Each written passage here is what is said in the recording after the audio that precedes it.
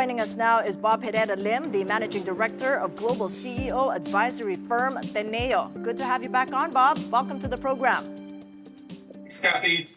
So there are more revelations coming through, as you heard earlier from Merimon, prominent names surfacing and a corresponding freezing of assets. What do you make of it over the last 48 to 72 hours, Bob? I think the thing we make of it is, one, we are still in the early stages of it. Okay, there are numerous investigations being conducted.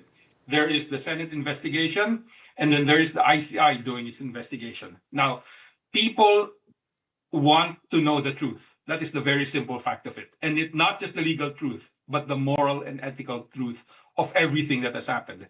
So it is important that these investigations continue, that they become or are seen as credible, and that they do justice as people believe it should happen, right? That those who participated in this scheme are legally prosecuted, that their assets are taken away, the profits they have made are taken away, and third, that real reforms are done so that this does not happen again. That is a very big burden on the government, from President Marcos to the ICI. And I think that if they drop the ball on that, in the way we advise people or investors, then you could see a fair amount of discontent. It could manifest on the streets in real protests that are sustained.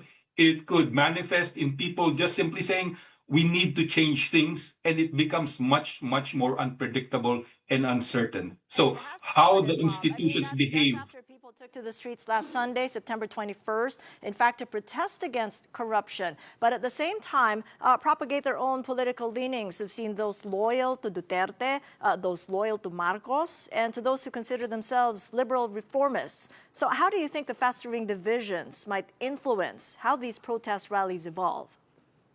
It's common in any protest. You will see this, right? If you remember, during the time of Marcos, there were factions that supported Cory. There were factions that supported Doy Laurel. There were factions on the left. And it is always, it's not a negative of protest. It is a fact that when you have protests, there are different people, there are different agendas. The challenge now for civil society, especially the one in the middle, is to ensure that the protests are focused and that it seeks to achieve these outcomes. But, just the fact that you will have these violent protests, it's a function. We saw it in Thailand, we've seen it in other countries. They are normal with protests. So what is important is the people in the middle, if you want to call it that. Helps society, keeps its eye on what is happening and what needs to happen next. But do you think the protests here are focused given the situation we faced in Recto, where there was violence? I mean, 24 hours before the protests began, you said that the protests are only the beginning. But do you still think that that's the case after what's happened?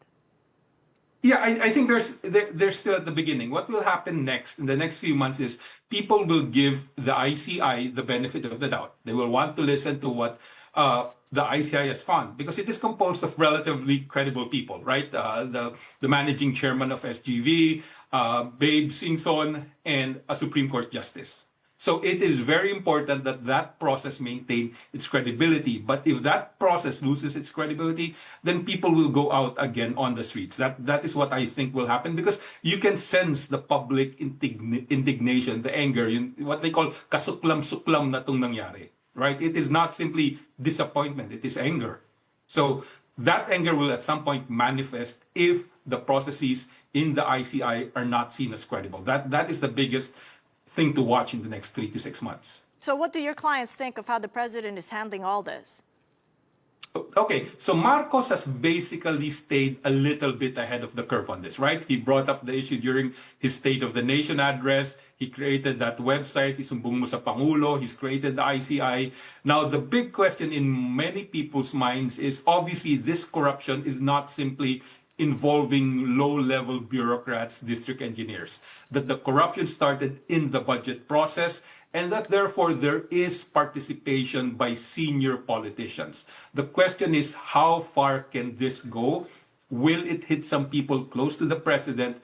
Will the president allow the investigation to take its natural course based on the evidence that is found? That is very important to its credibility. So I think that really is the thing that we are watching for. And we are telling our clients, if people believe the investigation is credible, then and that the steps taken create justice or sort of address the need for justice, then we can get through this. The problem is if it doesn't. And no one has a crystal ball right now. If anyone tells me they know where this investigation is going, that is a crystal ball. But that is the thing that we are watching out, and we are telling our clients to watch out.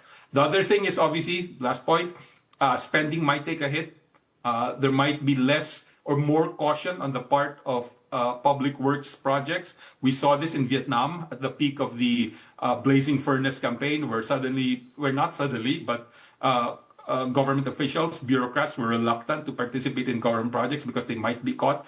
You might see that now, especially if the large part of the infrastructure was built on corruption and now they have to do it by the book. That will take time to fix. We have about a minute, Bob. How are you so far reading the military? It's pledged to remain impartial, but they've posted guarded statements. Yes, they posted statements that they stand with the Filipino people. So I think for the next 6 months, again, they will take the pulse of the public. Soldiers are not immune. You know, I learned that from one of the best generals ever, that he said soldiers are not immune. They come from many of the social economic classes that suffer the most from this. So while their senior leadership will listen and say we are impartial, they know that their soldiers are also, you know, sort of disappointed and everything. And therefore, they have to make these statements that the armed forces is sympathetic to the cause. Now, the big question is, if this process breaks down and the middle class, Philippine society gets angry, how do the soldiers respond? And again, that is crystal ball right now, and it's something we have to watch. All right. Well, thank you so much for keeping us up to speed on your insights. Bob Herrera-Lim of Teneo.